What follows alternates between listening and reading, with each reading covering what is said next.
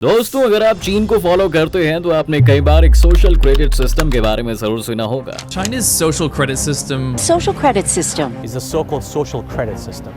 Everywhere she goes, Ouyang Haoyu is followed. What she buys, how she behaves, is tracked and scored to show how responsible and trustworthy she is. It's called the social credit system. ये report किया जाता है कि चीन में इस तरह का सिस्टम है जो हर सिटीजन को पॉइंट्स देता है और अगर वो सरकार के खिलाफ बोले या फिर कोई क्राइम करे तो उसके पॉइंट्स कम कर दिए जाते हैं। और ऐसा भी मुमकिन है कि पॉइंट्स बहुत ज्यादा कम हो जाने पर लोगों के ऊपर ट्रैवल रेस्ट्रिक्शंस लगा दी जाए या उन्हें गायब ही कर दिया जाए। पर आखिर क्या सचमुच में ऐसा है, और अगर हाँ तो ये सिस्टम कैसे काम करता है, आइए जानने की कोशिश करते हैं आज के इस वीडियो में। अंत तक बनी रहिएगा हमारे साथ। लेकिन वीडियो शुरू होने से पहले अगर आप चैनल पर नए हैं या आपने अभी तक चैनल को सब्सक्राइब नहीं किया है तो चैनल को सब्सक्राइब करना और बेल आइकॉन दबाना बिल्कुल ना भूलें। तो जैसे कि हमने आपको बताया दोस्तों कि भारतीय और वेस्टर्न मीडिया दोनों में ही कई बार सोशल क्रेडिट सिस्टम पर कई बातें रिपोर्ट की जा चुकी हैं, जिन्हें सुनकर ही लगता है कि हर चाइनीज सिटीजन की जिंदगी उसे असाइन किए हुए क्रेडिट पॉइंट से शेप दे दी है और हर किसी को ये डर लगा रहता है कि कहीं उनके सोशल क्रेडिट पॉइंट्स कम ना हो जाएं। लेकिन मजेदार बात ये है कि जिसने भी आज तक इस सिस्टम के बारे में बात की है उसने कभी इस इन्फॉर्मेशन को अच्छे से फैक्ट चेक करने की कोशिश नहीं की है, क्योंकि ये इन्फॉर्मेशन सही नहीं है। सोशल क्रेडिट सिस्टम के ओरिजिन्स पर हम जाएं तो पता चलता है कि जून 2014 में चीन के स्टेट काउंसिल ने एक प्लानिंग आउटलाइन जारी की थी जिसमें एक सोशल क्रेडिट सिस्टम को स्टैब्लिश करने का जिक्र था। और अगले ही साल अक्टूबर 2015 में अमेरिकन सिविल लिबर्टीज यूनियन ने एक आर्टिकल पब्लिश किया जिसमें सोशल क्रेडिट सिस्टम के बारे में वो बात कही गई थी जो कि सभी को पता है, क्योंकि ACLU एक काफी रेप्यूटेड ऑर्गेनाइजेशन भी है। इसलिए इस आर्टिकल को बहुत सी दूसरी न्यूज वेबसाइट्स ने भी पब्लिश करना शुरू कर दिया और देखते देखते ये बात हर जगह फैल गई और आज तक भी लोग इसकी बातें करते हैं। लेकिन सच्चाई इससे काफी अलग है। ये जरूर है कि 2014 के डॉक्यूमेंट्स में एक सोशल क्रेडिट सिस्टम बनाने की बात की गई थी, लेकिन ये कोई ऐसा सिस्टम नहीं था जिससे चाइनीज गवर्नमेंट अपने सिटीजन्स के हर कदम पर नजर रखना चाहती थी। अगर आप सोशल क्रेडिट में क्रेडिट शब्द पर जोर देंगे तो इसका सीधा अर्थ होगा कर्ज। दोस्तों, चीन इस समय अपनी इकोनॉमी को एक एक्सपोर्ट बेस्ड इकोनॉमी से एक कंजप्शन बेस्ड इकोनॉमी में ट्रांजिशन करना चाहता है।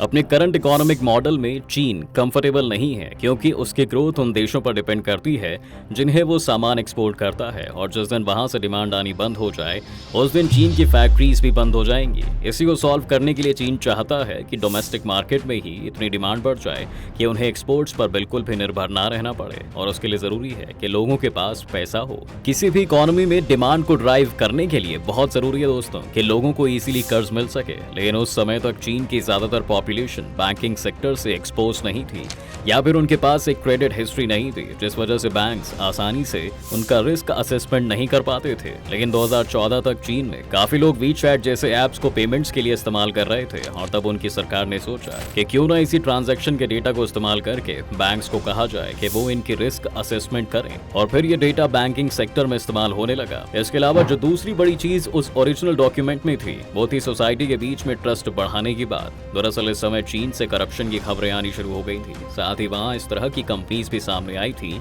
जो कि अपने कस्टमर्स की हेल्थ को इग्नोर करते हुए चीन के मार्केट्स में हार्मफुल फूड प्रोडक्ट्स बेच रहे थे, जिस वजह से वहाँ पब्लिक के अंदर काफी मिसट्रस्ट पैदा होना शुरू हो गया था। ये डॉक्यूमेंट कहता था दोस्तों कि कंपनीज के लिए इस तरह का सोशल क्रेडिट सिस्टम लाया जाए जिससे कि अगर वो गलती करें तो उसके लिए उन्हें पनिशमेंट भी मिले। यही चीज फिर सिटीज और प्रोविंशियल लेवल पर सिटीजन्स के लिए अडॉप्ट की गई थी। जैसे कि एक सिटी ने ये कहा था कि हर 5 सिगरेट पीने के लिए आपके 3 पॉइंट्स कम कर दिए जाएंगे, या फिर 10,000 स्टेप्स चलने पर कुछ पॉइंट्स बढ़ा दिए जाएंगे।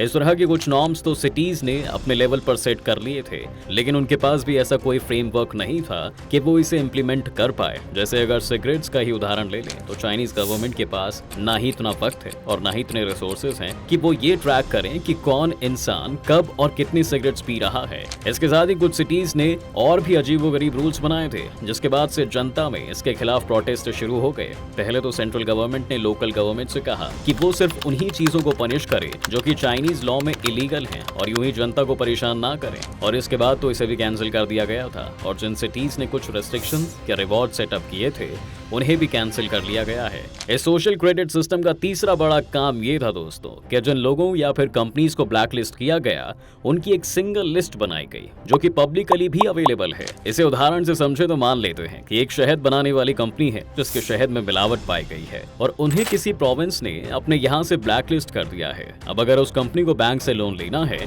और इस तरह की ब्लैकलिस्ट ऑलरेडी अवेलेबल है तो बैंक को पता चल जाएगा कि उस कंपनी का पास्ट किस तरह का है। तब वो ये डिसाइड कर सकते हैं कि उन्हें उस कंपनी को लोन देना है या फिर नहीं। इस तरह से अलग अलग गवर्नमेंट डिपार्टमेंट्स और सर्विसेज के बीच जो डेटा था उसे शेयर करने का एक फ्रेमवर्क बनाया गया जो आज तक वहां पर चल रहा है। और यही 3 चीजें उनके सोशल क्रेडिट सिस्टम में शामिल थी। जिस सोशल क्रेडिट सिस्टम की बात मीडिया में की जाती है उसका रियलिटी से कोई लेना देना नहीं है, बल्कि इस तरह की टेक्नोलॉजी तो ब्लैक मिरर नाम की एक पॉपुलर टीवी सीरीज में दिखाई गई थी। और मुमकिन है दोस्तों कि इसी वजह से लोगों ने चीन के सोशल क्रेडिट सिस्टम को भी उसी तरह इमेजिन कर लिया। कुछ लोग ये भी मानते हैं कि बहुत से पॉलिटिकल लीडर्स और थिंक टैंक्स ऑलरेडी इस सोशल क्रेडिट सिस्टम की सच्चाई जानते थे, जिस वजह से उन्होंने कभी उस पर ज्यादा रिसर्च नहीं की और इस मिथ को बढ़ने दिया। ये एक तरह का प्रोपेगेंडा टूल बन गया था जिसकी मदद से चीन को दुनिया भर के लिए एक बड़ा खतरा बनाने में मदद मिलती थी। ये बात स्पेशली तब रेलेवेंट हो जाती है जब हम इस अफवाह के सोर्स अमेरिका को देखते हैं, जहाँ पर कुछ साल पहले तक चीन को लेकर कोई सीरियस डिस्कशन नहीं हो रही थी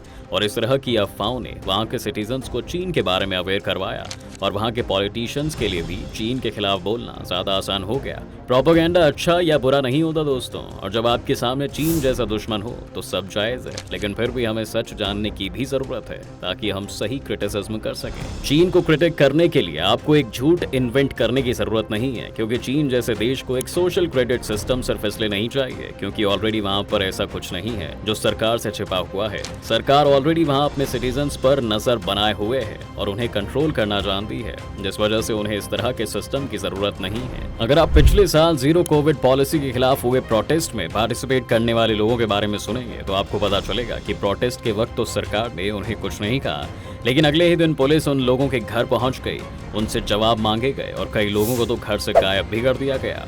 दूसरी चीज ये है कि सोशल क्रेडिट सिस्टम के अलावा भी चीन के पास ऐसी काफी टेक्निक्स है दोस्तों जिससे वो अपने सिटीजन्स को अपने कंट्रोल में रखते हैं। जैसे कि चीन ने अपनी उइगुर मुस्लिम पॉपुलेशन को कंट्रोल में रखने और उन्हें हर वक्त नजर में रखने के लिए इस तरह के कैमरेज हर जगह इंस्टॉल कर दिए हैं जो हजारों की भीड़ में भी एआई और मशीन लर्निंग टेक्निक्स की मदद से पहचान सकते हैं कि कौन उइगर है और कौन मेनलैंड चाइनीज। इस तरह के कैमराज को वहाँ की प्राइवेट कंपनीज बना रही है। अगर वेस्ट को चीन के खिलाफ मुद्दों की कमी लग रही है तो वो सोशल क्रेडिट सिस्टम की बजाय इस तरह की पॉलिसीज को ज्यादा क्रिटिक कर सकते हैं। वैसे अभी तो चीन को इस सोशल क्रेडिट सिस्टम की जरूरत नहीं पड़ी है, लेकिन जिस तरह हाल में चीन की इकोनॉमी के बारे में जो बुरी खबरें आने लगी हैं और जो 21वीं सदी में चीन अपने सिटीजन्स को ग्लोबल इंटरनेट जैसी सर्विसेज से दूर कर रहा है, क्या आपको लगता है कि इन सब वजहों से जब वहाँ की सरकार के लिए अपनी पॉपुलेशन को कंट्रोल करना मुश्किल हो जाएगा तब वो शायद सचमुच ही इस तरह का कोई सिस्टम इम्प्लीमेंट कर दे?